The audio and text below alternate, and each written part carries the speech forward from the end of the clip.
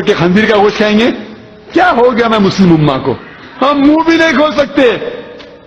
ہمیں ڈر ہے کہ منہ کھولیں گے تو میرا دوست مجھ سے ناراض ہوئے گا, میری دوستی ٹوٹ جائیں گی. ہمیں غیر مسلمانوں کی دوستی اللہ کے دوستی سے زیادہ پیاری ہے. افسوس کی بات ہے. ہمیں ڈر ہے کہ اگر جو کسٹمرز میرے دکان پہ آتے ہیں, اگر میں انہیں اسلام کے بارے میں کہوں گا تو وہ کسٹمر بھاگ جائیں گے. ہمیں اس کسٹمر سے زیادہ محبت ہے اللہ تعالیٰ سے زیادہ. ہمیں غیر مسلمان دوستوں سے زیادہ محبت ہے, اسی لیے ہم ڈرتے ہیں کہ منہ کھولیں گے تو ان کا دل ٹوٹ جائے گا, ہم منہ کھولیں گے تو دوستی ٹوٹ جائیں گی. ہمیں ان کی دوستی اللہ کے دوستی سے زیادہ پیاری ہے. افسوس کی بات ہے ہم منہ بھی نہیں کھول سکتے. اور الحمدللہ ثم الحمدللہ اسلام کی دعوت دینا بہت آسان ہے, کٹھن کام, لیکن صرف تھوڑی ہمت ہونا چاہیے اور کچھ نہیں. اگر کوئی میرا ہندو دوست مجھے پوجا کے لیے بنائے گا, اور ممبئی کے اندر سب سے عام پوجا ہے جو گنیش چترتھی, آپ نے سنا گنیش چترتھی کے بارے میں؟ سنا کہ نہیں؟ گنپتی.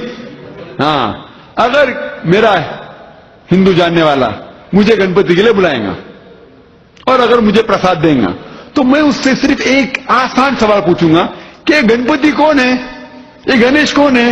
تو میرا دوست مجھ سے فرمائے گا کہ یہ گنپتی بھگوان شیوا, لارڈ شیوا کا بیٹا ہے.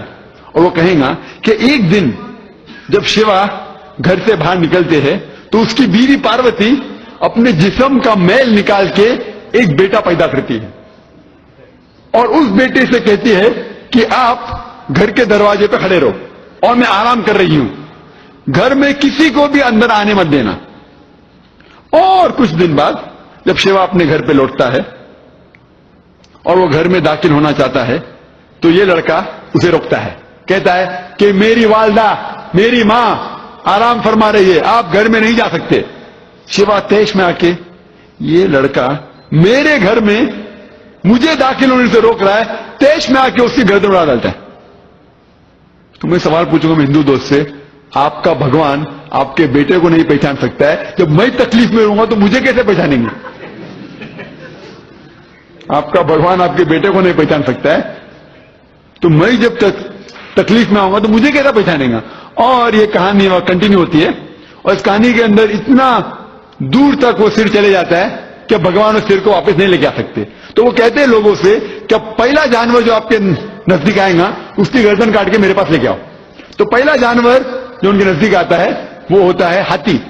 تو ہاتھی کی گردن کاٹتے اور شیوا کے پاس لے کے آتا. شیوا اس ہاتھی کی گردن کو, اس ہاتھی کی منڈی کو اپنے بیٹے کے اوپر لگاتا ہے اور وجود میں آتا ہے گنیش, گنپتی.